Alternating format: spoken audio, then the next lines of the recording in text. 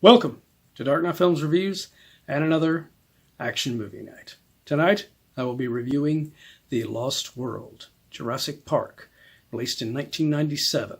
Directed by Steven Spielberg, from a script by David Cope, loosely based on the novel The Lost World, written by Michael Crichton, starring Jeff Goldblum, Julianne Moore, Pete Postlethwaite, Arliss Howard, Richard Attenborough, Vince Vaughn, Vanessa Lee Chester, Peter Stormare, Richard Schiff, and Thomas F. Duffy. Much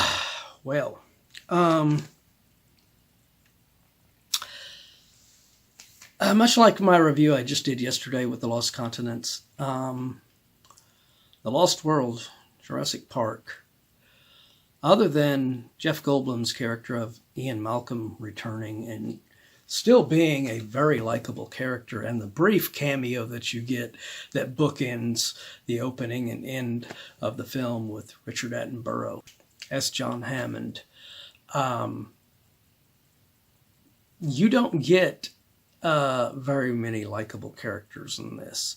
I think the most likable out of all of these characters is Richard Schiff's character of Eddie Carr. I really did like his character, and I was really disappointed when he is trying to be a hero and save the day, probably about midway through this film, and ends up getting killed in there because he's the most likable guy in this thing. Vince Vaughn, he's so-so, he's okay. But Julianne Moore is Ian Malcolm's girlfriend, Sarah, and she is just highly unlikable as a character in this. Ian's daughter, Kelly, played by Vanessa Lee Chester, she ends up, by the end of the film, having some moments that make her a little bit more likable, such as this scene.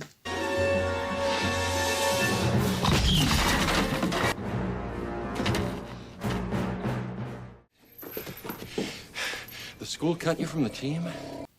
But the setup to that scene earlier in the film, she's not that likable. She stupidly doesn't listen to her dad. And she stows away on board this thing and endangers her own life. And it's bad enough that Ian has to worry about this idiot girlfriend of his, Sarah, who, against his wishes, has gone to this island to endanger herself with these dinosaurs around.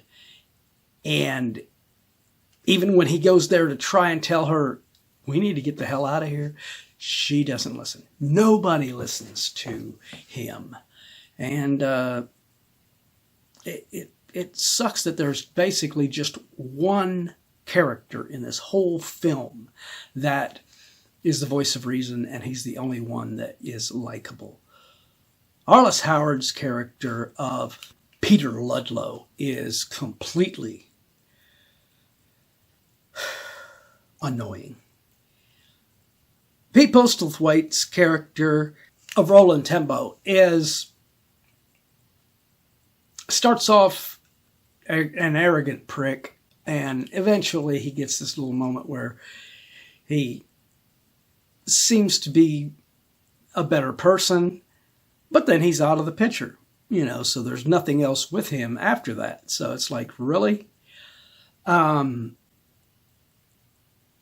So this one was quite a bit of a disappointment for me, going from Jurassic Park to this.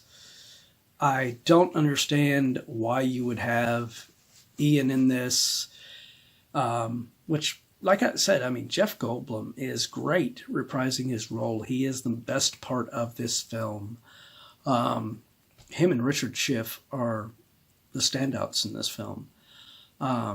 Now, you do have a short, weird cameo by Joseph Mazzello and Ariana Richards as Tim and Lex Murphy. But why were they even in the scene? Why did they have them pop in there where they meet Malcolm at Hammond's place and then they are gone? You know, you never see him again. It was just a useless cameo. And it didn't need to be there, really. It was just a waste of those cool child actors in here. I would have much rather had a film that would have brought back Sam Neill and Laura Dern reprising their roles alongside Jeff Goldblum as Ian, instead of what we got in this film. Like I said, it is very, very lackluster, and I was highly disappointed in it. Now, this one does have a little bit more CGI effects in it, but the CGI in this is very, very good. The effects are really good in this. That's the one plus that I can give this film. Performances, maybe, you know, making the characters. It's not the actors' fault. I'm going to point that out. It's not these actors' faults. It is the way they were written and directed by Steven Spielberg. And I don't know why Steven Spielberg would want to direct this film and have so many unlikable characters that the only one you're rooting for this whole film is basically Ian and kind of his daughter, because you really don't want this child to get hurt in this film. And of course, I was wanting Richard Schiff's character to survive, but of course, yeah, didn't get that.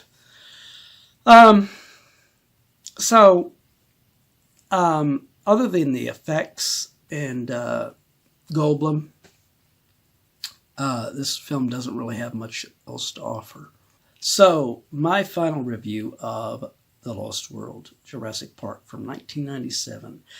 I am going to give this film a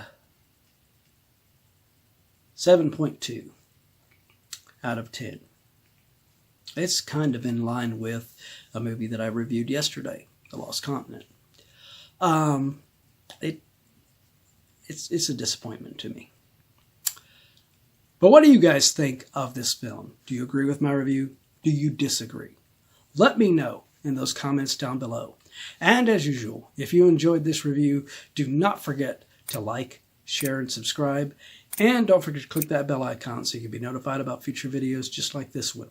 And while you're by the subscribe button, click that join button and become a Dark Knight fan. As a Dark Knight fan, if you become a Dark Knight Fan Plus member, you will have the option to go on to this post that I will have where you can request a movie or TV show that you want to see me review on the channel. And when I review it, it will go up exclusively on the members area for all of the members to see before it ends up going live on the channel.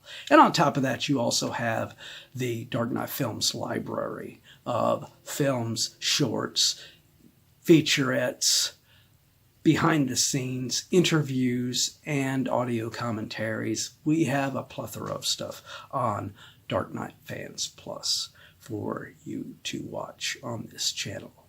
So if you've been on the fence about it, check it out. Well, that's it for another action movie night. If you missed last week's action movie night, check out the link above to get caught up on that one. And if you've missed any other videos, check out this down here where you can watch a playlist of any of our action movie nights that you have missed.